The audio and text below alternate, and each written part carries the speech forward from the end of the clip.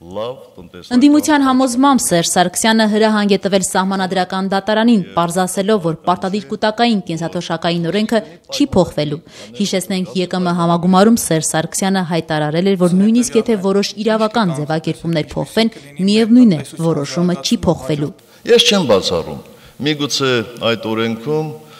կան անհարթ իրավաբանական ձևակերպումներ, կամ որոշ բառեր պետք է փոխվեն։ Կարող են լինել անհաջող ձևակերպումներ, մենք պատրաստ ենք այդ անհաջող ձևակերպումներն ուղղել։ Իմաստը վստահ եմ, որ չի փոխվելու, եւ ես իմ ամբողջական սատարումն եմ հայտնում այդ լուծմանը։ Կուտակային կենսաթոշակային օրենքի պարտադիր բաղադրիչը կասեցնելու միջնորդությամբ սահմանադրական դատարան դիմաց մեկի Հայ ազգային կոնգրես խմբակցության ղեկավար Լևոն Զուրաբյանի համոզմամբ Սերժ Սարգսյանի այս հայտարարությունից հետո բոլորի համար էլ պարզ է, թե դատարանը ինչպիսի որոշում կկայացնի։ Հիմա եթե սահմանադրական դատարանը sense մի հատ հրաշալի մի բան մտածենք, ասենք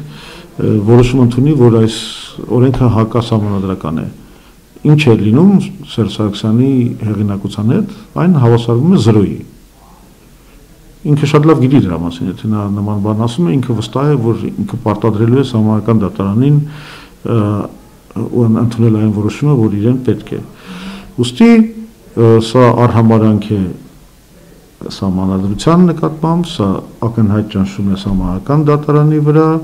Ընդդիմադիր ժառանգություն կուսակցության քարտուղար Ստեփան Սաֆարյանը նույնպես համոզված է, որ Սերժ Սարգսյանը բացահայտ ուղղորդել է սահմանադրական դատարանին, բոլորին հասկացնելով, որ համակարգը միևնույն է ներդրվելու է։ Քաղաքական ուժերի հետ համամիտ են նաև քաղաքացիական հասարակության ներկայացուցիչները։ Դեմեմ քաղաքացիական նախաձեռնությունն այսօր տարածած հայտարարության մեջ նշում է, որ կուտակային կենսաթոշակների մասին օրենքի վերաբերյալ Սերժ Սարգսյանի ելույթը եւ արտահայտած դիրքորոշումը բացահայտ ճնշում է սահմանադրական դատարանի վրա։ Այն փաստը, որ նախագահի համար սահմանադրական դատարանի վարույթում գտնվող օրենքը, որի որոշ հոդվածներ նույնիսկ կասեցված են, ընդամենը պարունակում է անհաջող ձևակերպումներ եւ դրանց փոփոխումը իմաստի փոփոխման չի բերելու, մենք գնահատում ենք որպես անարգանք դատարանի ինստիտուտի հանդեպ եւ ակնհայտ ճնշում բարձրագույն դատարանի վրա ասված է Դեմեմ նախաձեռնության հայտարարության մեջ։ Դատարանին ուղղորդելուց եւ անարգելուց բացի քաղաքական ուժերը, ինչպես նաեւ քաղաքացիական հասարակությունը ուշադրություն է հրավիրում Սերժ Սարգսյանի այն հայտարարության վրա, որ ժողովրդի 80%-ը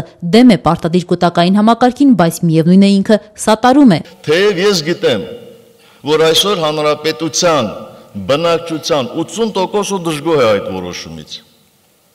Մենք ախմախ չենք, որ այդ վատ բանի վրա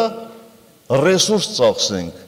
Հայ ազգային կոնգրես կուսակցության փոխնախագահ Լևոն Զուրաբյանը գործող նախագահի այս հայտարարությունը ակնհայտ ցինիզմ է որակում։ Եթե ինքը իշխանությունը ընդունում է, որ 80%-ը ժողովրդի դեմ է դրան, դա նշանակում է, որ այդ ռեֆորմը իրականացվում է բռնաբարելով ժողովրդի կամքը։ Ուղղակի բոլորին դեմ։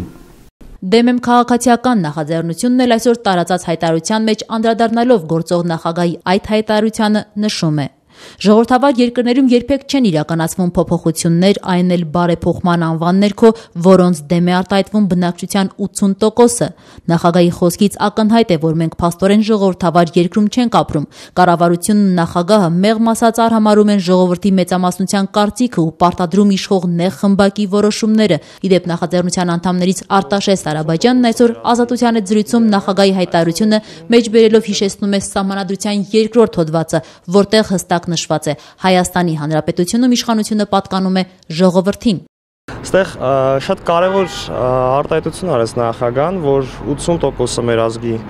դեմ է այս օրենքին, իսկ եթե մենք մի քիչ ուշադիր լինենք սահմանադրությանը, մեր հայ 2-րդ հոդվածով